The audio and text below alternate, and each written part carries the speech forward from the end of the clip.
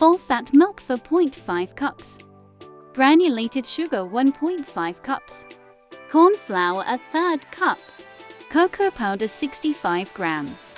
Whisk together until well combined.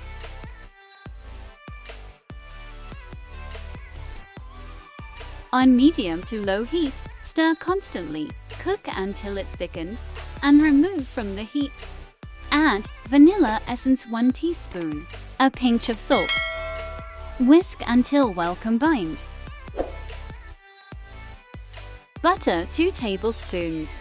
Whisk well. Dark chocolate 100 gram. Whisk it for a few minutes and bring it to room temperature, and the chocolate pudding is ready. Enjoy with any dessert.